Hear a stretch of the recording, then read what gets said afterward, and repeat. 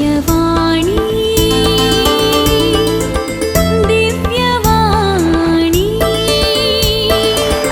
दिव्यवाणी दिव्यवाणी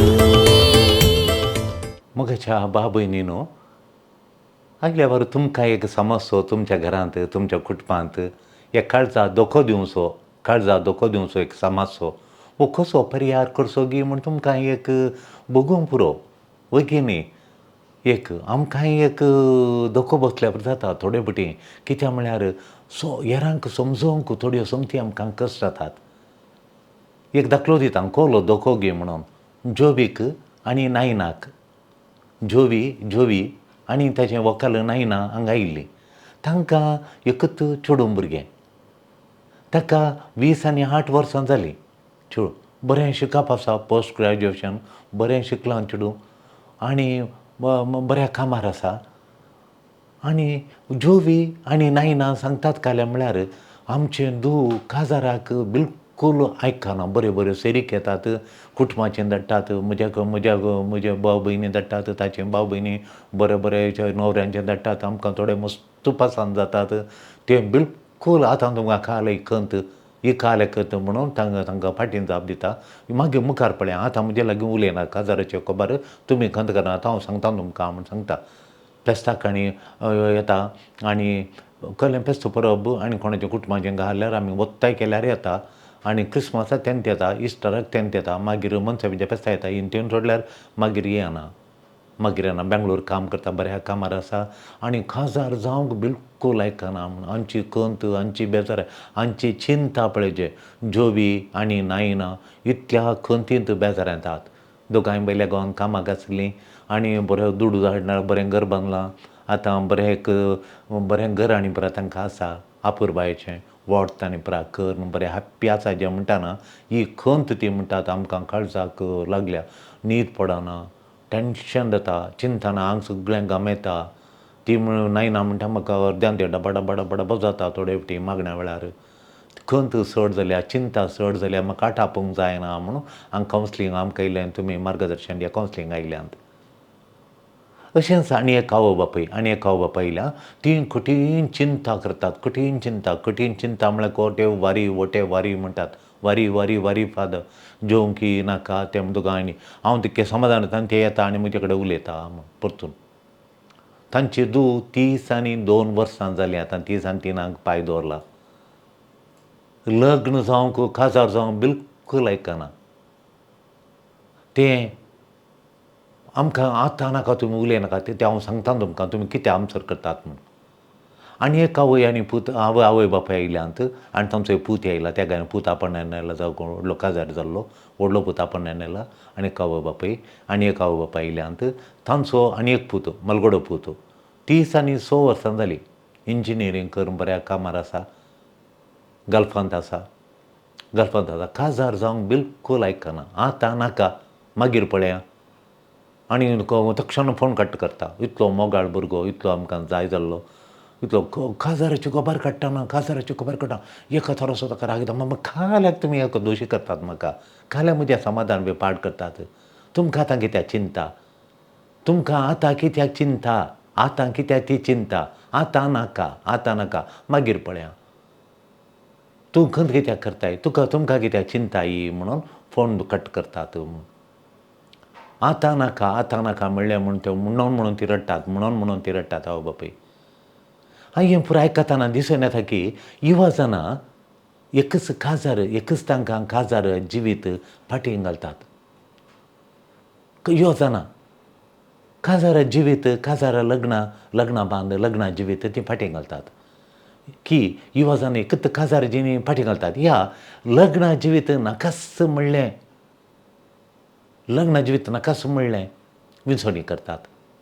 एकच ती इवा जाणां काजार एकच नाका काजार जिवीत फाटीं घालतात. एक फाटीं घालता आतां नाका मागीर नाका म्हूण फाटीं घालचें.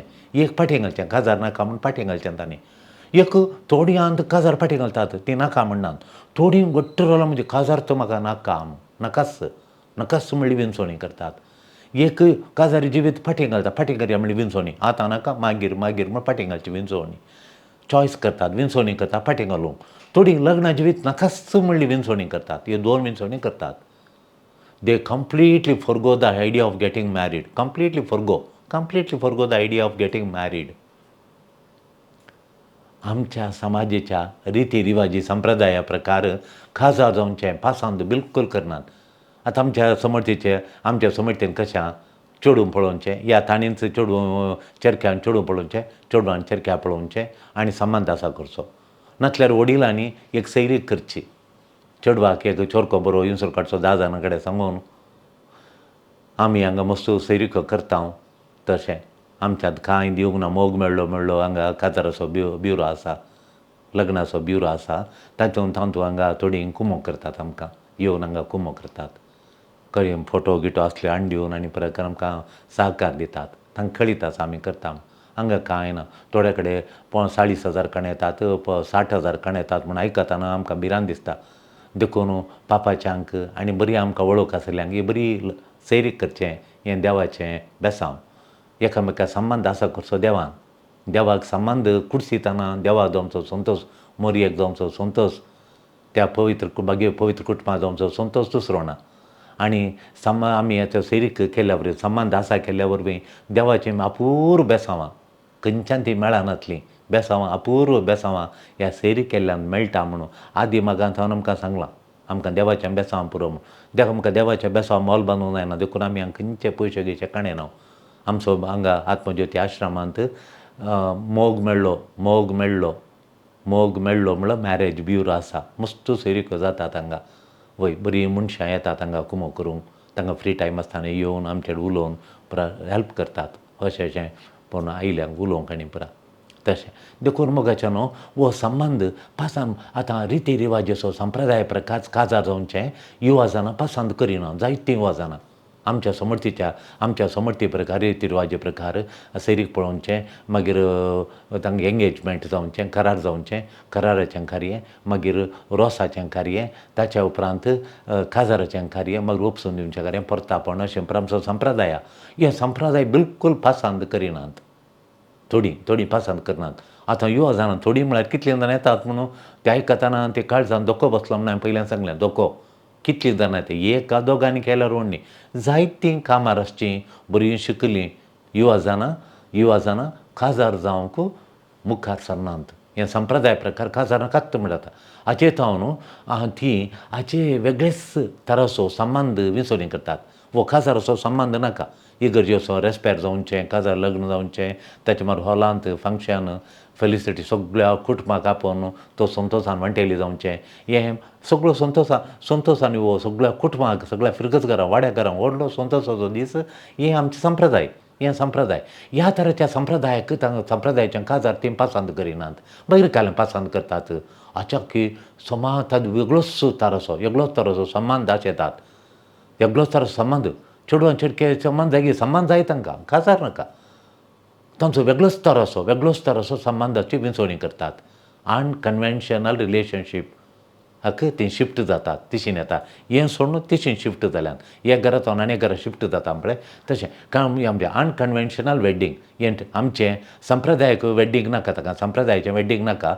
अनकन्वेन्शनल वेगळेच तरासो संबंद ताका शिफ्ट जाल्यान. ह्या वरवीं एक सवाल जाता, युवजानांक काजारी जिवीत सोडतात की कितें? काजारी जिवीत तांकां नाकात की म्हणल्यार आमकां सवाल येता. हांगा काजार तर नाका गी, काजारा जिवीत नाका गी, हें काजार जिवीत सोडटा गे म्हणून. ताणें काजाराची आयडियाच सोडल्या म्हण दिसता आमकां बघता हें आयकतना. काजाराची आयडियाच तांकां नाका गी म्हणल्यार बरी बघता. देखून आमच्या समाजाची संस्कृती आनी आमच्या समाजाची आशा आनी आमची आशा बदल्या बरी दिसता. समाजाची संस्कृतीच बदल्या बरी दिसता. समाज हें आशय ना म्हणल्यार बरी, संप्रदाय काजार आशय ना म्हणल्यार बरी आमकां थोडे वटेन बघता दिसता. बदलला कोण ना. समाजाची संस्कृती ती काजाराची संप्रदाय कांय बदलोवन गेला गी. ह्या समाजीक आशा आसली, आमच्या समाजीक सगळ्यांक आशा आसली, चेडवान आनी चेड्यान वचून इगर्जेन काजार जावन तांचे काजाराचे संप्रदाय प्रकार जायचे म्हणल्यार ही आशा कांय बदलल्या, ही संस्कृती बदलल्या बरी दिसून आयल्या बरी आमकां बघता. ह्या बदलल्या सामाजीक आनी आर्थीक बदलल्या वरवीं सामाजीक चिंताप बदलल्या बरें दिसता. एक समाजीचें चिंतापय बदललां आतां. आनी एक खरें म्हळ्यार आर्थीक बदलावण आयल्या. आर्थीक म्हळ्यार दुडवाचें. आतां तेका अनुकूल जाला. हर एक कुटुंबांनी पयशे आहात. आनी ह्या काम करतल्या चेडवा लागीं चेडक्या लागीं ह्या युवाजनां लागीं पयशे आहात. आर्थीक पयशे आहात. लाखां लागून गळटात. हजारांनी लाखांनी गळटात आनी उरतात पयशे बँकांनी घालतात. तांचे कडेन पयशे आर्थीक बदलावणी. आर्थीक पयशे आयल्या म्हणटाना एका तराचो एका तराची सकत आसा, स्ट्रेंथ आसा तांकां. एका तराचें बळ येता. आमची संस्कृती एक्सपेक्टेशन बदलां. पयलीं आमचे संस्कृतीचें आशा एक्सपेक्टेशन काय जालें एक्सपेक्टेशन ह्या चेडवांचेर जाताना आमी सकडी सरतले हांव काजार जालें गे केदाळ काजार जालें म्हणी सरतले हांव. तें आमचें एक्सपेक्टेशन. आमची आशा ती आमची एक्सपेक्टेशन. सगळी समाज येतात हर एक सरतात कुटुंबांत. आमी आशा येता तांचे येता की आतां इसारचें उणें जालां काजार जालें कोणी इसरनात. कसो आहे कितें बरें वेरी गूड खंय काम करचें तितलेंत.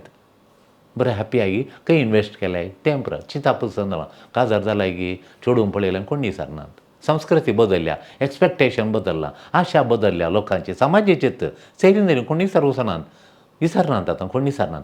ह्या बदलावणेक जायतीं कारणां आसात. कित्याक समाज इसरना गे म्हणून संप्राद कित्याक बदलावणेचें तें आयल्या. संप्रदायीक काजार कित्याक तांणी सोडलां. ही बदलावण कित्याक गे म्हणून आमकां संप्रदायीक कित्याक हें आशेनात गे म्हणून. आतां आद्यता दितात युवाजनांक काल्याक आद्यता दितात. कित्याक ही बदलावण आयल्या. संप्रदायीक काजार नाका आसतना हाच्या की दुसरेच आयडिया दुसऱ्या तराचें एक तांणी संबंद आसा केला. तो दुसरो तराचो संबंद तें कित्याक ती तशें करूंक कारण कित्याक म्हणून जायतीं कारणां आसात. एक जालें म्हळ्यार तांणी दिवची आद्यता. ती आद्यता दितात कित्याक म्हळ्यार तांच्या कामाक वृत्ती म्हळ्यार काम डेवलपमेंट करूंक प्रोफेशनल डेवलपमेंट म्हणटा हांव. प्रोफेशनली डेवलपमेंट ती कायलें करतात पळय तांचो आतां जस्ट मुखार एक ऑफिसान काम ताच्या मागीर टीम लिडर ताच्या मागीर supervisor senior supervisor assistant manager मागीर मॅनेजर मागीर तशें मागीर तेके एसिस्टंट डिरेक्टर तशें वयलें कंपनींत वयर येवंक ताका आमी कॅरियर म्हणटा हांव. करियर वृत्ती जॉब डेवलपमेंट प्रोफेशनल डेवलपमेंट आखत कोणें इसरल्या मस्त भुरगे हाडे तांच्या भुरग्या इसरच्या हे आपोवन हाडटा तांकां इसर कित्याक पळय काजार पाटी घालतात तुमी कित्या बा म्हण इसरतना ती म्हणटात कालें म्हळ्यार ना म्हाजें प्रोफेशनल डेवलपमेंट जायचें म्हणून. थोडी म्हणटा ना म्हाका पर्सनल डेवलपमेंट जायचें म्हणून. पर्सनल डेवलपमेंट म्हळ्यार वय म्हजे कडेन मस्त टॅलंट आहात आनी मस्त वाचून मस्त स्टडी करून टॅलंटान डेवलपमेंट करूंक टॅलंटान तुजें कलेन टॅलंट आहात ती डेवलपमेंट करूंक जायते जागे पळोवंक ह्या कलेन ताचें टॅलंटां अशें करचें म्हाका तशें करचें म्हाका हें टॅलंट आहा तें परत तें अभिवृद्धी करचें देखून काजार पाटीन काजार घाल्यार हें परत करूंक जायना. टॅलंट पर्सनल एक वृत्ती आनी पर्सनल डेवलपमेंट वैयक्तीक म्हजें डेवलपमेंट म्हणून हाका आद्यता दितात.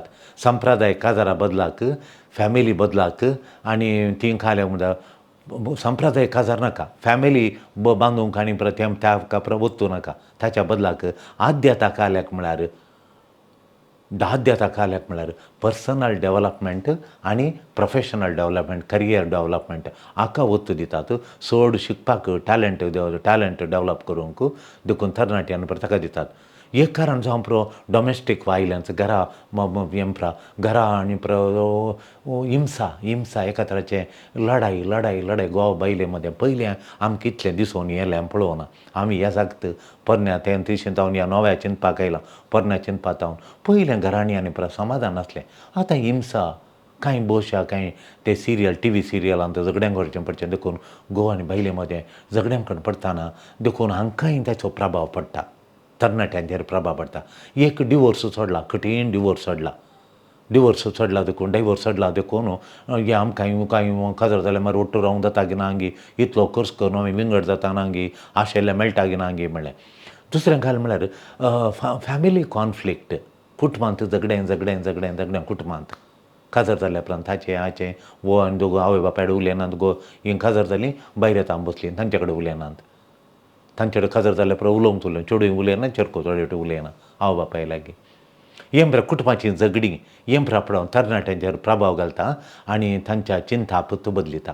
तांचे बदलिता मगच्या बाबयनी न्हू तर पवित्र पुस्तक काल्यान सांगता वेगीन काजार जायचे गी म्हणून एक काजार केदाळा काजार जायचे कितल्या प्रायर काजार जायचे म्हणून पवित्र पुस्तक सांगता गी पवित्र पुस्तकांत आमी पयलीं सुरू थावन उत्पत्ती ग्रंथांत थावन उगडापान ग्रंथानुसार आमी सोदून गेल्यार खंय एका पर्टिक्युलर येत्त प्रायर इतलीत काजाराचे करेक्ट प्राय काजार जायचे म्हणून सांगना पब्लीक प्राय कितल्या वेळार काजार जायचे की म्हणून आमकां कळीत आसा देखून आमच्या केदाळ आमी काजार जायचे कितें जायचे गी म्हणून आतां देवाचे उतार पवित्र पुस्तक कितें सांगता गी पळया काल्यान सांगता गी म्हणून रुताच्या ग्रंथान म्हाका वाचूंक मेळ्ळें अध्याय 1 12-13 श्लोक 12-13 रूथ चॅप्टर 1 वर्सेस 12 and 13 ते सांगता प्युबर्टी म्हळ्यार एक चेडूं या चरको प्रायक पावसो चरक्या मिशान येताना आनी पुरा एक 16-17 वर्सां तशें प्युबर्टी आनी चेडवांची प्युबर्टी म्हूण सांगल्यार पयलीं पुस्तकांत 13 तावन 14 पाय दवरताना इस्रायलांत चलयांक 13 वर्सां जाताना 13 जावन 14 लागताना तांकां काजार आसलें काजारत ते एंगेजमेंट आनी कांय न्ही काजारत पूण काजार जाल्यार चेडवा घरा पावन व्हरतले चरक्याच्या घरा देडून 1 वर्स तें आवय बापाय सांगता रावून लग्नाचें जिवीत कितें म्हूण समजून काणून आपल्याची ड्युटी कितें पुरा करूंक आसा आपणें कितें पुरा लग्ना जिवितान न्हवऱ्या सांगता जिवन कशें जिवोवचें त्या कुटुंबा लागीं कशें होंदाणीके करचें तें कशें चलचें गे म्हणून सो काजार जाल्ल्या उपरांत काजार जाता इगर्जेन देवळांत काजार येजा काजार जाल्ल्या उपरांत चेडवाच्या घरा येता चरकोच्या घरा येता त्या कुटुंबान इल्लीं जाणां मेळून काजार जाता मागीर काजार असो दीस म्हळ्यार कालें तांचें काजार म्हळ्यार कालें चरको येवन आपणें काजार जाल्ल्या चेडवाक आपोवन व्हरता आनी व्हडली पार्टी दिता व्हडलें रिसेप्शन आसा 1 वर्सा उपरांत ताका तें आमी काजार म्हणटा तांचें काजार पयल्यान रेस्पेर इगर्जेचें जावचें देवळान जावचें जाल्यार रेस्पेर पयल्यान जालां देवा मुखार 1 वर्सा उपरांत चरको हात धरून ताका आपोवन व्हरता ताणें बांदिल्ल्या घराक येता आपोवन व्हरता देखून वर येता आयलो आनी तयार आसल्ल्यो दायदड्यो त्यो भितर गेल्यो दायदड्यान 5 बुजोवन भितर गेल्यो 5 हेड्डां भितरून तेल नातिल्लें तें परत जेजू ओपार दिता त्या जेजू मुखार त्या राती जावचें जालें तें श्रिंगार घराचो श्रिंगार न्हवऱ्यान आनी दड्यांनी मेळून तयार करच्यो त्या विशयान पळोवन जेजू पयल्यान सांजेच्या वेळार शिकोवन दिता लोकांक शिकोवन दिता आनी थंय फाटल्यान पळयता जावचें हो थंय हांगा मैदानार जेजू सांगता थंय ग्रावंडांत ओपन ग्रावंडांत व्हडलें सेलेब्रेशन पळयता फुलांबांच्यानी पळय हांगा जेजू तें पळोवन आनी देडयांची ओपार सांगता तशें देखून करेक्ट एज म्हूण सांगल्यार प्युबर्टी उपरांतले म्हणून प्युबर्टी उपरांत काजाराक तुका लग्नाक तूं तयार आय म्हणून रुथाच्या ग्रंथांत पळोवंक मेळटा चलयेक 12 वर्सां पर्यंत ताका भुरगें म्हणटा आमी 13 वर्सां नंतर तांकां टिनेजर युवा जाणां मातशें टिनेजर युवा जाणां म्हूण आपयता एसेकियेल प्रवादीच्या ग्रंथांत 16वो अध्याय आसा अध्याय 16 देव इस्रायलाक सरी करता एक तरणाट्या चलयेक इस्रायलांत तरणाटी चली एक तरणाटो एका तरणाट्या चलयेक कशो तो मोग करूंक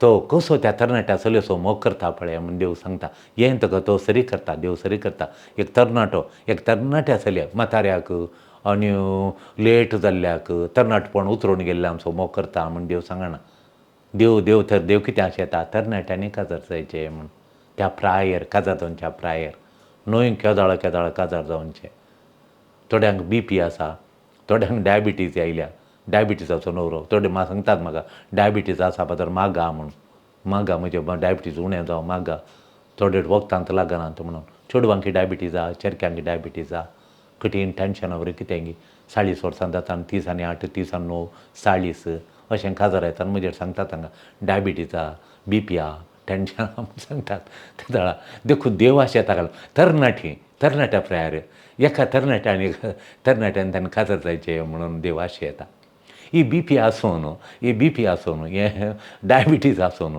काजार हेजीनी एन्जॉय करची कशी तांणी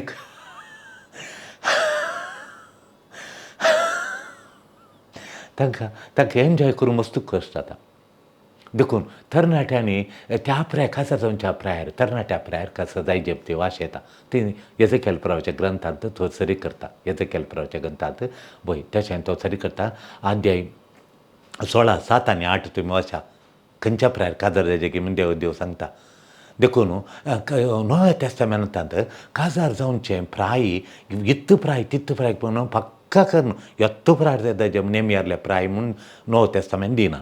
पूण सा पावलो कोरिंथीकारांक बरयल्या पयल्या पत्रांत 7 अध्याय 30 आनी श्लोक, 1 Corinthians chapter 7 verse 36 डेफिनेटली सांगना जाल्यार तो त्या 7व्या अध्यायांत खाजाराच्या प्राया विशयी तो सांगता.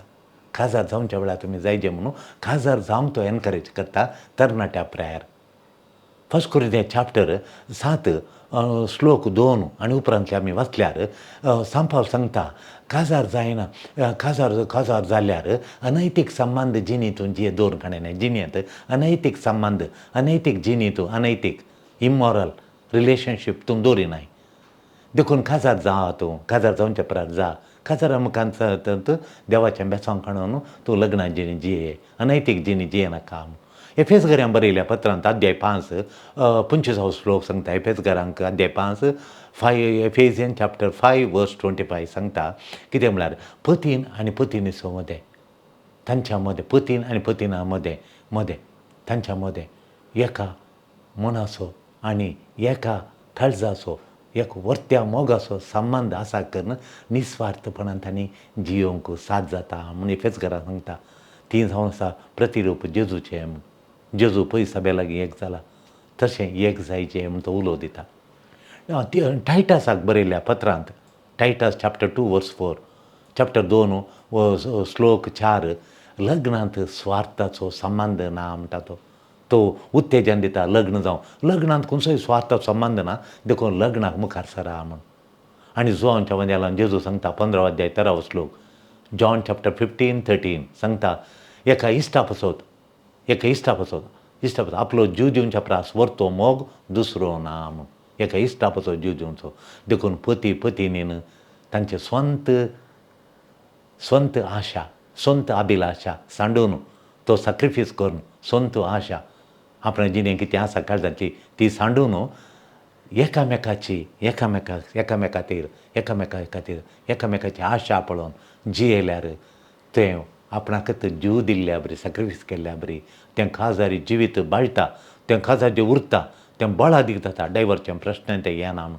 सक्सेस इन मॅरेज सोदी जाय म्हणटा तो. सकवलो सॅक्रिफायस आपणाची आशा, आपणाची अभिलाशा सांडून आनी एकल्याचें तें फोकस करून सक्सेस इन मॅरेज खाजारी जिणी यशस्वी जावंक तो उलो दिता.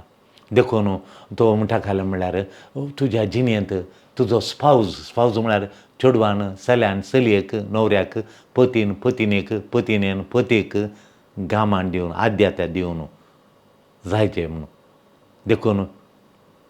देखून तोलो संबंद स्ट्रॉंग जाता म्हूण. इगर्जेंत जावचें लग्न आमच्या पवित्र देवळान जावचें, पवित्र इगर्जे मंदिरान जावचें लग्न तें स्ट्रॉंग जाता म्हणटा तो. कित्याक म्हळ्यार देवाचें बेसांवां देवाचें तुमी कितें हे संवसारी कितें म्हळ्यार मणयारी जावन आसा, याजाक जावन आसा, तांकां चेडवाक आनी चेडक्याक सांगाता तांचे आंगोणें कोणाचो तांकां बद्द करूंक तांचो लग्नाचो बेस तांचो मोग आशिर्वाद करचो याजाकाक देवानंत म्हणा. तुमी ह्या संवसारांत कितें बांदतात तें सर्गारी बांदून आसा. तुमी दोगांक एक केल्लें पळय हांगा एक केलां जाल्यार सर्गारी तें एक केलां म्हळ्यार शाश्वत म्हणून. माथेवाच्या वंजेलांत 16 अध्याय 19 श्लोक, मॅथ्यू 16:19 सांगता तुमी ह्या संवसारी कितें बांदतात, एका चेडवाक आनी चेडक्याचो लग्नाचो बांद तुमी बांदतात तो सर्गारी बांदून आसा म्हळ्यार सस्नाच्या तो घट्ट म्हणजे आशिर्वादांनी बाळटा म्हूण. देखून तुमचें लग्नाचें जिवीत घट्ट जाता. मुखाच्या न्हू जायतीं कारणां आसात युवाजाना मदें. आतां आमी विचारलें एक तर डायवोर्सांक पुरो, कुटुंबांत फायट जावंक पुरो, इकॉनॉमीक आर्थीक परिस्थिती तांचे मस्त आसा, नाना तरांचीं कारणांत. ह्या कारणांक लागून युवाजानां चड गंभीरता नातली, सिरियस नातिल्लीं चॉयस करता. खंयचें सिरियस ना पळय ताची विंसवणी करता. सिरियस तांकां रिलेशनशीप नाका. चड गंभीरता नातिल्लें रिलेशनशीप, चड गंभीरता नातिल्लें सिरियस नातिल्लें संबंद तांकां जाय. खंय पळय सड्ड कमिटमेंट, नॉन कमिटल, बद्द नातिल्लें. आमी कमिटेड म्हळ्यार तुवें बद्द जायचें ताका. खंय बद्धते ना, खंय नॉन कमिटल रिलेशनशीप आसा. कॅज्युअल पार्टनरशीप म्हणटा. कॅज्युअल म्हळ्यार आमकां चलता तें, आमकां बरें दिसता, आमकां बरें जाता, आमकां जाता हें, आमकां जाता. कॅज्युअल रिलेशनशीप म्हणटात. ह्या संबंदाक काजार जिणी सोड न्हू, ह्या संबंद casual relationship, live in relationship बद्धनातले नॉन कमिटेड रिलेशनशीप हाका येतात, ह्या कारणाक लागून हाका येतात. देखून आमच्या तरणाट्यांचो तरणाट्यांचो लग्ना विशीं मनोभाव कसलो, कहलें चिंताप, तांचें चिंताप कसलें, ह्या संप्रदाय काजारी जिणेक ती कितें अपेक्षिनात, ही संप्रदायीक येदोळ म्हणसर चलोवन आयिल्ली काजाराची संप्रदायीक जिणी ती कितें आशेनात, आमची तरणाटीं ती कितें आशेनात. देखून हाका थोडीं कारणां आहात मोगाच्या न्हू. पयल्यान खालें कारणां घे पळय. कारण एक ती कित्या हें संप्रदायीक काजार नाका, येदोळ म्हणसर चलोवन आयिल्ल्या प्रमाणे काजार कित्याक नाका, कित्या ही दुसऱ्या तरेचें काजारां सांगात संबंद आशेतात. काजार नाका पूण संबंद जाय, चेड्या चेडवांक तो संबंद जाय, तो दुसऱ्या रित्यो संबंद कित्याक घे म्हणून. पयलें तांकां इंडिपेंडंट आनी ऑटोनॉमी जाय अपेक्षितात. इंडिपेंडन्स म्हळ्यार स्वतंत्र जाय आनी आमी ऑटोनॉमस, आमी कोणाचेर डिपेंडंट नाका, इंडिपेंडंट जाय आनी आमचो अधिकार आमी चलयता. कोणें आमकां अधिकार चलोवचो नाका. ऑटोनॉमी कोणें आमचेर अधिकार ना, आमचें ऑटोनॉमी, आमी तो आमचो अधिकार चलयता. कोणें आमच्या मेथेर जावचें नाका. ऑटोनॉमी, आमी इंडिपेंडंट म्हणून. जर कोणाच्या आंगार आमकां नाका, देखून लिव इन रिलेशनशीप ती आशेतात. लिव इन म्हूण सांगल्यार दोगांयनी एक घर करून ओट्टूक रावचें, एक रूम करचें, दोगांयनी ओट्टूक रावचें, कांय कमिटेड ना. लिव इन काजार जायनासतना संगतात जिवोवचें. देखून आमकां केन्ना पर्यंत जाय त्या वेळार प्रसंगातार केन्ना आमकां नाका म्हूण बोगता आनी सोडून सोडया. मागीर तें येता, तो येता आनी एकल्या सांगाता रावता, हें येता आनी एकल्या सांगाता. खंय म्हणसर आमकां जाता त्या वेळार आमकां जायना गी, तुज्या आनी म्हजें ताळ पडना गी, तुका आनी म्हाका ताळ पडना गी, आमी इंगडया. नॉन कमिटल काजारान जाल्यार तुका जावं तुवें एक लग्न सुबेज तुवें मोडूंक ना. हांगा केदाळ 1 म्हयनो गी, 1.5 म्हयनो गी, 15 दीस गी सोडून इंगड रावतात. आनी एकल्याची वळख जाता, डेटींग म्हणटात, आनी एकल्याची वळख जाता आनी एकल्या सांगाता. देखून केन्ना पर्यंत जाता तेन्ना पर्यंत सांगाता रावया. हाका नॉन कमिटल पार्टनरशीप म्हणटात. पार्टनर्स आहात तीं दोगूय पार्टनरां, ताका नॉन कमिटल, तीं बद्द नात, सोडून सोडटात. तांकां स्वतंत्र जाय. देखून एकल्या सगळो गुलाम जावचें आमकां नाका. आमकां स्वतंत्र जाय. आपणेंच निर्धार घेवचे. म्हणजे हांव आपणेंच निर्धार घेवचे. आपणाचें निर्धार घेवचे. लग्ना पयलें तांची आद्यता, तांचें काम, तांचें जॉब. देखून लग्न कित्याक फाटीं घालतात, लग्न कित्याक नाका. लग्न job is very important. Job आमकां जाय. प्रोफेशनल ग्रोथ जाय, वर्क ग्रोथ जाय आमकां. देखून वर्क ग्रोथ जाय. पयलें प्रोफेशनल ग्रोथ जाय. देखून मागीर काल म्हणल्यार देखून तांकां तांकां वेरायटी ऑफ लायफ, वेरायटी नाना तरेची वेरायटी जाय आमकां जिणेंत. इवेंट, लायफ ऑफ इवेंट म्हणटा हांव, हातूंत एंगेज करूंक जाय. वेरायटी ऑफ लायफान आमकां बुडोवन वचोंक जाय. हातूंत आमकां आसूंक जाय. देखून आमकां बांदून गेल्ल्या संबंदांत नाका. कन्फायनींग म्हणटा आमी. कन्फायन म्हळ्यार बांदून गेल्लें एक संबंदान आमकां बांदून गेल्लें. हांव आनी तूं, ताणें म्हजेर अधिकार, हांवें ताचेर, तेंपर आमकां नाका. कन्फायनींग नाका. बांदून गेलचें आमकां फ्री जायचें. तुवें मागणें रजार करी जाय म्हूण ना. तुवें मागणें रजार करीचें म्हणणो ना हांगा. सैऱ्यां देऱ्यांक मेळोंक वचा जाय म्हूण ना. हेरांक कुमो करीचें म्हूण ना. हें कांय तूं फ्री. कोणाचें तुका बंद ना. हांगा घरा येयला आवय म्हणटा तांच्या घरा वचोंक आपता, हांगा येयली कुमो करपता. हें मागणें रजार संजेचें म्हूण आपता. आडे हें मैसा वचोंक आपता, कुमसार जापता.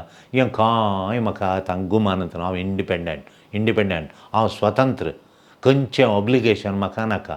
खंयचें ऑब्लिगेशन आसा संप्रदाय कुटुंबांत तें म्हाका नाका. आनी देखून तें पुरो कांय नाका. तो म्हणटा तें नाका. आपणाचें मात्र पडोवन गेलां. हें तें खंयचें म्हाका नाका. आपणाचें मात पडोवन गेलां. हें पयलें कारण. तर दुसरें कारण कितें म्हणून हाका लिव इन रिलेशनशिपाक संप्रदायाचें काजार नाका वडिलां रडटात, काजार करून जायना म्हूण. आतां कित्याक जायना म्हूण कळ्ळें म्हूण एक जालें. दुसरें कालें म्हळ्यार सांस्कृतीक नियमां बदल्ल्यान. संस्कृतीची आमची समाजीन संस्कृती आली. अशी संस्कृती म्हूण आमच्या समर्थींत आली. ती संस्कृतीक नियमां बदल्ल्यान आतां. थोडीं नियमां बदल्ल्यात.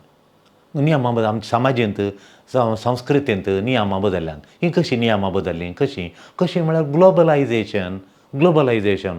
पयलें काल कोका पियेवचे जाल्यार आमी अमेरिका किंवां दुबय वचचें जालें. आतां सगळ्यांनी मेळटात. अमेरिकाचे ॲपल हांगा मेळटात. हांगाचे आंबे अमेरिकान मेळटात, युरोपान मेळटात. युरोपांतले पीचस हांगा मेळटात. हांगाचीं पेरां थंय मेळटात. देखून मोगाच्या न्हू ग्लोबलायझेशन खंयची वस्त खंय मेळटा म्हणना ग्लोबलायझेशन जालां.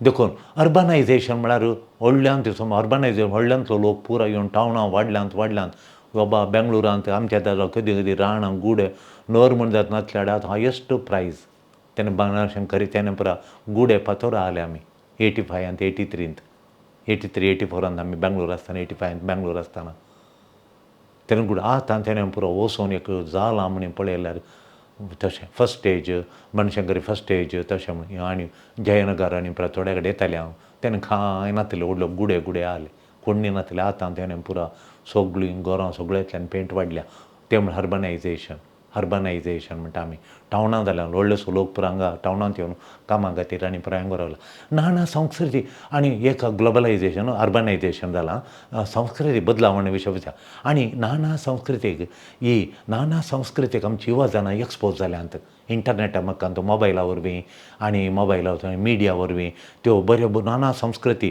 त्या संस्कृती आतां युरोपाची संस्कृती गिमांत दर्याच्या तडीर पळयच्यो तुमी तांची ते दुसरी संस्कृती तांची काजार जावची आनी संस्कृती दुसरी ताचें इन्फ्लुयन्स कांय आमच्या युवजनांचेर पडलां. देखून युवजनां सांप्रदायीक चिंतप आतां आचारान करूंक फाटीं करतात. सांप्रदायीक आचारां आतां त्यो करूंक फाटीं करतात. तो आदलो संप्रदायाची चिंतप सांप्रदायीक आचारान करचें पुरा बारयो गोंगो म्हूण लेखतात युवजनां म्हणटा ते गोंगो तें बेश्टें केलां भिवंक केलां तें कांय तातूंत व्हड कांय ना म्हणून ताका ख्यार्त करना संप्रदायाच्या मौल्यांक ख्यार करनात. तांकां चड उदार मोर लिबरल तांकां जाय जाल्या बरी तांकां जाय जाल्या संबंदाच्या विशीं तांकां लेगून ती घेतात तांकां ती लेखून घेतात तें म्हाका जाय तें म्हाका अर्था बरीत म्हूण लेखतात. तांकां जाय जाल्या बरी तोलो संबंद तांकां जाय लिव इन संबंद सांप्रदायीक संबंद एक अल्टरनेटीव सांप्रदायीक संबंदा बदलान वो नवो संबंद लिव इन आमकां बारी बरें जाता दोगांय ओट्टूक आसचें तुका नाका जाल्यार सोडून वयचें हांव दुसऱ्या कडेन जाता दुसऱ्या एकल्या रुमांत रावता तूं दुसऱ्या रुमान राव सोडटात ते थोड्या तेंपाक मात्र बरें जाता जाल्यार चड वेळ रावतात ना जाल्यार एक हप्त्यान 3 दिसांनी 2 दिसांनी हिंगा लिव इन एक रूम करचें बेंगळूर रुमां मेळटात दोगांनी रुमां कोण्णी तांच्या इसारूक वचना आनी कोण्णी तांच्या तंट्याक वचना आनी कांय ना हें आमकां बरें जाता म्हणटात लिव इन बरें जाता म्हणटात हें एक अल्टरनेटीव हें आमी अल्टरनेटीव म्हूण लेखतात एक आमकां आनी एक विंचोणी म्हूण लेखतात ते आमकां इमोशनल बोगणांचो दैहीक कनेक्शन दिता इमोशनल कनेक्शन दितात म्हाका म्हजी बोगणां ताका बोगणांचें म्हजें उसांबळ जालें बोगणां थंड करूंक तो आसा ताचें बोगणां थंड करूंक हांव आसा मागीर दैहीक फिजिकल कनेक्शन हें आसा फिजिकल म्हळ्यार दैहीक कुडीचें संबंद आसा कनेक्शन आसा देखून सांप्रदायीक संगतीची आमकां खंयची आडखळ नाका सांप्रदायीक संगती आमकां एक व्हडली आडखळ तातूंत उपरांत कमिटेड जायचें ताका बद्द आसाचें ताचे विशीं कॅर करचें जतन करचें टायम दिवचें प्रकाय ना आमचें लिव इन आमकां बेस्ट म्हणून मोगाच्या न्हू कितें म्हूण सांगल्यार हांव बापायची दूख पूत काजार जायना 30 आनी 6 जालीं 30 आनी 8 जालीं काजार जावंक आयकना म्हूण लॉरी रडटा रिणी रडटा ती आयल्यान तांचे भुरगीं 20 आनी 9 30 आनी 3 30 आनी 4 जालीं काजार जायना पूत 30 आनी 8 जालीं 40 आनी 2 जालीं काजार जावंक आयकना म्हूण रडटात काजार कित्याक म्हळ्यार काजार फाटीं घालचें आनी कित्याक म्हळ्यार काजार फाटीं घालचें आनी काम कॅरियर गामान फोकस दिवचें काजार फाटीं घालचें कामाक फोकस करचें तिसरें राजांव कित्याक तीं काजार फाटीं घालतात काजार फाटीं घालचें आनी कॅरियर म्हळ्यार काम आतां हांव टीम लिडर आसा म्हाका एसिस्टंट मॅनेजर जायचें ताका कामाक फोकस हांव इतलें अचीव केल्यार इतलें हांव इतलें अवॉर्ड काडल्यार इतलें अचीव करचें हांवें इतलें करचें दीस रात कंप्युटरार बसून आनी करतात आमी आतां आमच्या मुखार एक हांगा बिल्डींग आहा आमच्या मुखार व्हडलें बिल्डींग आनी तें व्हडलें बिल्डींग थंय आत्मज्योती आश्रम आमकां थंय पळयलो म्हणून आनी एका घराक करोडाच्या वयर कित्याक म्हळ्यार तेंची हांगा मिसाक आमचे कडेन मागण्याक आयलीं उलोवंक आयलीं त्या करोडाच्या वयर म्हणून करोडाचे कितले करोड दिवन काडिल्ल्यो व्हडलें बिल्डींग मस्त मार्गाचें त्या सोसायटीचो एसिस्टंट प्रेसिडेंट खाली 2.5 वर्सां प्राय तरणाटो काजार जाला की ना म्हणल्यार बरी आनी आज मरण पावल्यात आनी एक आमकां वॉट्सॅपार येता एक धाकटेर 2.5 की 2.5 उरले धाकटे रडटात इतलें हार्ट ऑपरेशन करतालो वो कसो चल्लो गे म्हूण मागीर एक धाकटेर म्हणटा कितें गे म्हळ्यार ताणें विंचोणी केली कामाचो प्रेशर म्हूण प्रेशर म्हण आतां कितलीं जाणां आमी पळयता तांची तोंडां सगळो दीस बसून रजे रयल्यान 3 दीस रजा हांगा ना सगळो दीस कंप्युटर ओपन करचें बसचें 3 वरां 4 वरां परतून सांजेर खंय काजारां गेलीं आयलें आनी परतून बसलीं कंप्युटरार काम करचें तितले पयशे दितात बेश्टेनी तुका तितलो प्रेशर काडून जाता की देखून ती घालें कॅरियर फोकस म्हणटात दिसतना कॅरियर जाय आमकां करियर काम जॉब आमचें करियर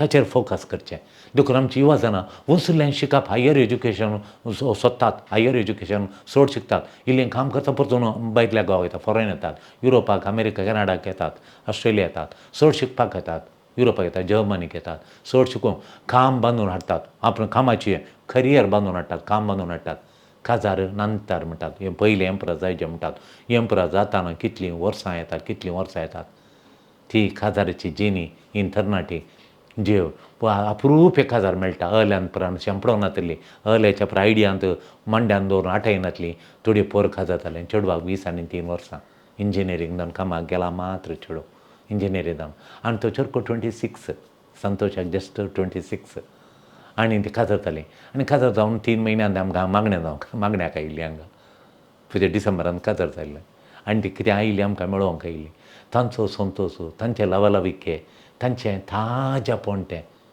हें कितल्या जाणांक काजार जावन तांकां मागीर 43 46 48 काजार जाल्ली तांकां काजार जालां दिसता म्हूण कळना बसतना गुमटी पोंदा घालून बसतात देखून मोगाचें न्हू आदलीं हाका तितलें वस्तू दिनातलीं कित्याक काम जायचें बरें कॅरियर जायचें बरें जोड जायचें बरें संपादन जायचें बरें हाय पोजिशन जायचें म्हणून आदलीं तरणाटी हाका वस्तू दिनातलीं आतां कांडबट वस्तू म्हळ्यार फोकस कॅरियरा वस्तू दितात ताका आदलीं वस्तू दिनातलीं ती हाका कामाक ताका वस्तू दिनातलीं प्राय येयलीं काजार जालीं सांगाता मेळोन तांचें कितल्यान तितलें जोड घेवन बरी हॅप्पी तें हॅपिनसाक पिसाक संबंदाक वस्तू दितालीं काजारां वस्तू दितालीं आतां काजारां वस्तू दिनात कामाक वस्तू दितात आदलीं हाका वस्तू दिनातलीं देखून बऱ्या कामाक सांबाळा लागून काजार फाटीं घालचें आतां कॉमन जालां कॉमन सगळ्यांतल्यानी पळोवंक मेळटा पयलीं खंय एकलो म्हूण आदल्या आमच्या काळार आतां रिल कॉमन जालां सामान्य जालां देखून हाच्या मदें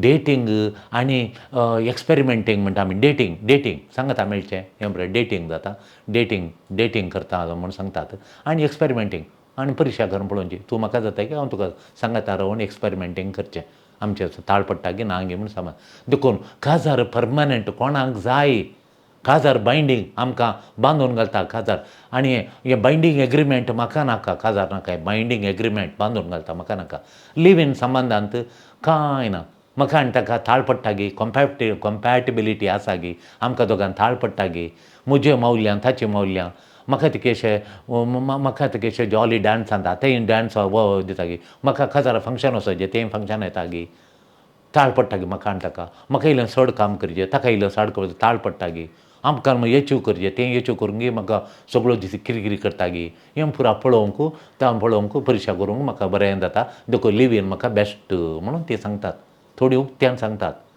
आमकां लिव इन बरें जाता आमी तातूंत आसा म्हणून पप्पाक मम्मा तिका कन्वीन्स करा फादर म्हणून आमचे कडेन उक्त्यान सांगतात या दुसरे आंटी अंकलाडे सांगतात ती येवन आमचे कडेन शेअर करतात अशी गजाल म्हणून थोडी आमकां सांगतात आमी कावन्सिलर देखून आमी ओगेत रावन आयकता हांव आनी समोरची सांगून थोडीं बदलाल्यांत काजार जावंक कोप्पाल्यांत लिव इनांत हांव भायर आयकल्यात थोडीं बिलकूल आयकनात चेरके तशें चेडवांनी तशें आयकनात देखून हें एक तिसरें चवथें म्हळ्यार कालें जेंडर इक्वॅलिटी म्हणटा आमी जेंडर म्हळ्यार आमी दोगांय समा चेडो आनी चेडूं समा म्हणल्यार चिंताप बरें आयलां स्त्री शक्ती म्हळ्यार स्त्री सबलीकरणा हें सोडून आसता ही बरी गजाल तर आमचो एकच लेख समानते खातीर आमी काम करचें स्त्री शक्ती खातीर काम करचें स्त्री सबलीकरणा तांकां कांय नातलें बरी कोयरा बरी आमी लोकोवन जो ती आमचे बरी समा चेरक्यांक उणें नात कशीं कलीं भुरगीं चड सांबाळ जोडटात मॅनेजर आनी प्रजाल्यांत जाता ही एक अवेरनस स्त्री शक्तीचें स्त्री सबलीकरणा समाजींत सोडून आसा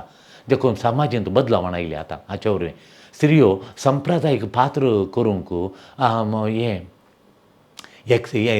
काम चलयांचें वा म्हजो पात्र वो तुजो पात्र तो आयदनां नुवचें रांदप करचें भुरग्यांक पळोवचें म्हजें पात्र आनी बायलें ऑफिसाचें काम परत तुजें पात्र हें आनी चलना आमचें पात्र बदल्ल्यात संप्रदायीक पात्र तें बिलकुल ओप्पार कर ती सवाल करतात चलयो सवाल करतात हें झाडचें गिडचें पुसचें पुरा तुवें हें करीचें रांदचें तुवें हें करचें सांगाता मेळोन करचें तुवें आनी हांवें सांगाता म्हूण चेड्यांक सांगतात देखून थोडे रांदतात घर पुसतात आनी पुरा करतात आनी करीत येता सामान तें बरें तें घरा ती देखून तूं घरा रावन रांदप करचें भुरग्यांक पळोवचें हें तें क्वेश्चन करता कितें हांवें मात करचें की तुवें कित्याक घरा रावन भुरग्यांक पळोवंक जो म्हणून स्त्रियो क्वेश्चन करतात ती काम सांबाळ जोड हाडूंक प्रयत्न करतात आपणें शिकून आपणें प्रोफेशनली स्ट्रॉंग जावं जोड हाडूंक गळोवंक आनी संपादन करूंक आनी पयशे जनरेट करूंक पयशे उत्पादन करूंक फायनान्शियली इंडिपेंडंट जावंक ती आश येतात आनी ती बरें शिकप बरीं कामां आश येतात व्हडलें काम ती प्रमोशन म्हण व्हडल्या कामां रावता चलयो देखून ती काय म्हणटात तें कॅज्युअल रिलेशनशीप ती आश येतात म्हणून दिसून येता लिव इन रिलेशन ती वस्तू दितात म्हणून रिलेशन येता तें तांकां रेस्पेक्ट मान गौरव हाडटा हें इक्वालिटी हाडटा समानता हाडटा म्हाका जाय रावता नासल्यार मार काडून कित्याक दुसऱ्यांक आतां रावचें म्हूण तांचें देखून ती म्हाका रेस्पेक्ट जालें मान दिताय म्हाका गौरव म्हूण लेखता ती लिव इन तांकां गौरव समानता इक्वालिटी म्हूण सांगता ती लेखतात नाका की सोडून येता कॅर करनात देखून हें तांकां सबलीकरण हाडटा एम्पावरमेंट करता म्हूण तांचें चिंतप हें आनी एक कारण मागीर पंचवें कारण जावन आसा म्हाका न्हू चड जाल्ले डिवोर्स आमच्या पळया बद्द जावचें बे इतले डिवोर्स जाताना हांवें कमीट जावचें कशें गी म्हणून तांकां चेडवांक कितें सेंचर कॅन्डर थोडे वटेन डायवोर्साक चेडूं कारण थोडे डिवोर्साक चेडो कारण चेडो दोगांय कारणात हे डिवोर्स जाल्ले दोगां पैकी एकल्याक पळोवन तांचें आयकून कुटुंबांत आपणाचो भाव भयण म्हणल्यार बरी आनी सांबारा आनी समाजींत आनी इंटरनेटार आनी प्रत्येक जावन हें पुरा पळोवन तांकां बें उठलां हें बद्द जावचें कशें संप्रदाय काजार जावचें कशें मागीर आमकां कोणाक जाय हें वय फेल्ड मॅरेजीस युवा जाणांक जाग माग अवेरनेस आयलां फेल्ड मॅरेजीस कितलीं काजारां फेल जाल्यांत आज आशिल्ल्या बरी नात काजारां फाटीं घालूंक हें एक मुख्य कारण काजार नाका म्हणूंक हें डिवोर्स आनी फेल्ड मॅरेजीस हें कारण हाचे विशयान अवेरनेस आयलां हें कारण देखून मोगाच्या न्हू आमकां संप्रदायीक लग्न नाका बद्द नाका कमिटमेंट नाका एकल्याक कमिटमेंट नाका देखून त्या विशीं मस्त तांकां दुबाव स्कॅप्टिसिजम हांव एका वेळार लग्न जालो जाल्यार आमचें लग्न उरता गी शाश्वत रावता गी या डायवोर्स जावन येता गी म्हणलो कुठीन दुबाव आमकां दोगांक थाळ पडटा गी म्हणलो दुबाव फेल्ड मॅरेजीस पळोवन फेल्ड मॅरेजीस डिवोर्स पळोवन तांकां तो दुबाव आयला स्कॅप्टिसिजम म्हणटा दुबाव आयला तांच्या कुटुंबांत तांच्या शेजांबारा टी व्ही धारावाहींत हर एकांत डिवोर्स खंय पळयल्यार डिवोर्स हें डिवोर्स पळोवन तांकां बें उठलां गी दुबाव आयला गी आमकां हें जाता गी ना गी म्हणून देखून जायतीं जाणां लिव इन कॅज्युअल रिलेशनशीप जाय जाता सांगता आमी नातल्या नाका अनुकुलाक आमच्या अनुकूल म्हाकाय अनुकूल असो संबंद अनुकूल जाता हें अनुकूल जाता तें संप्रदायीक काजार म्हाका अनुकूल जायना हें अनुकूल जाता अनुकुला खातीर हांव यंत करता म्हूण हाचे वरवीं म्हज्या आठ एक म्हळ्यार काळजाची दूख डायवोर्स जावन गेले वळवळटा तें डायवोर्स म्हूण थोडे चेडूं वळवळटा चेड्यान डायवोर्स येयला हें हार्ट एक म्हणटा आमी हें कोणाक जाय पूण पक्कन काजार जाल्ल्या उपरांत तें नाका म्हणत तो नाका म्हणत त्या दळा लिगल कमिटमेंट लिगल कोणें पळय कोर्ट कचेरी कोणें पळय लिगल प्रॉब्लेम कोणाक जाय डायवोर्सा वरवीं जावचें लिगल देखून मोगाच्या न्हू लिव इन रिलेशनशीप आसल्यार कॅज्युअल रिलेशनशीप अनुकूल जाता आमकां अनुकूल जाता देखून हें पॉप्युलर जालां अनुकूल जालां न्ही आमकां अनुकूल जाता म्हणून हें भारी पॉप्युलर जनप्रिय लोकां मगाळ जालां आतां सोशियो इकॉनॉमीक ग्रोथ चड जालां देखून चेंजींग गोल सोशियो इकॉनॉमीक म्हळ्यार पयशे चड जाल्यात समाजाचें चिंताप चड जालां ही बदलावण आयल्या चेंजींग गोल्स म्हाका आपल्या पयलें काजार जायचें कुटाम बांदीचें हें आमचो गमन आसलें हें आमचें गोल वो आमचो शेवट आहलो आतां शेवट बदलला आतां काम जॉब करियर आनी पर्सनल डेवलपमेंट इनकम आनी फायनान्शियल ग्रोथ हाचेर गोल वो आमचो शेवट तो जाला देखून नीड फॉर फ्रिडम आनी एक कारण नीड फॉर फ्रिडम म्हाका स्वतंत्र जायचें कोणें म्हजेर अधिकार उलोवंक नाका म्हाका जाय जाल्यार हांव करतां तूं कोणाय म्हजेर अधिकार करचें म्हाका जाय जाल्यार करूंक तुमी आडखळी कोणचें ना म्हजें चिंताप म्हाका जाय ह्या वरवीं लिवींग इन आनी कॅज्युअल चड जालां. चड लोक हें आशें येता casual living in relationship, casual partners हें चड जालां. हें ट्रेंड संप्रदायीक रितीच्या लग्नाक सांडूंक कारण जालां. तें कमिटमेंट तांणी सांडूंक कारण जालां. पूण तांणी तें कमिटमेंट तिरस्कार करूं ना. संप्रदायीक लग्न तांणी तिरस्कार करूं ना. संप्रदायीक कमिटमेंटाची नियमां ती तिरस्कार रिजेक्ट केला म्हण न्ही. बाग्यार म्हजें पर्सनल ग्रोथ जाय, म्हाका वैयक्तीक अभिरुचीचें जाय, म्हाका म्हजो तो काडूंक जाय, म्हजो निमाणो निर्धार म्हजो तो. देखून म्हाका निमाणो निर्धार घेवच्या पयलें म्हाका तें पार्टनर म्हज्या थाळपट्टा घेवन हांवें पळोवंक म्हाका परिक्षा करूंक सांगातार जिवंक जाय. कॅज्युअल रिलेशनशीप जाय. इतलें घेवन काजार नाका फाटीं पुरा पळोवन मागीर जावचें. देखून समाजाक रेस्पेक्ट मान दिता गी, हें प्रमोट करता गी म्हणून थोडे पळयचे आमी चिंता. हें चिंताप बदलावण समाजीक अर्थ करूंक तिका कश्ट जाता. देखून तें स्विकार करूंक समाजीक कश्ट जाता. ह्या वखदां आमी वांजेलाच्या उतरां पळयलीं. खंय पळय काजाराचें लग्न जिवीत जावच्या वेळार जाल्यार तें तांकां ताणें बरेंपण हाडलां. काजारी जोड्याक मस्त बरें केलां. संप्रदायीक काजार जिणे वरवीं दोगांयकी सूख समाधान, संतोश, तृप्ती, समाधान सगळें ताणें दिलां. तर कित्याक आमी सांगचें आमच्या तिकेशे आमच्या वैयक्तीक कारणां लागून, आमच्या तिके बरेपणा लागून थोडें आमकां एन्जॉय करूंक जाता म्हणल्या इराद्यान हें संप्रदायीक काजार सांडिल्ल्या वरवीं मस्त जाणांची जिणी कश्टांची जाल्या. मागीर हातूंत संप्रदायीक काजार प्रमाणे सुरूच जावन तांची जिणी शाबीतायेन आशिल्लें पुरा मेळोवन बरें जालां. देखून निसर्गान बरो एक न्हवरो मेळ्ळ्यार, बरें एक चेडूं मेळ्ळ्यार वेगळी संप्रदायीक प्रमाणे काजार जावचें भोव बरें म्हणून आमकां दिसून येता हांगा. देखून ह्या दिशी युवा जाणांनी गामान दिजे आनी संप्रदायीक प्रमाणे काजार जावच्या प्रायर काजार जाली, उण्या प्रायर काजार जाल्ली तांचे जिणेची सोबाय पळोवन यशस्वी काजारां पळोवन त्या दिशेन तुमी मेटांगडीचे म्हणून आमी उलो दिता. दिव्यवाणी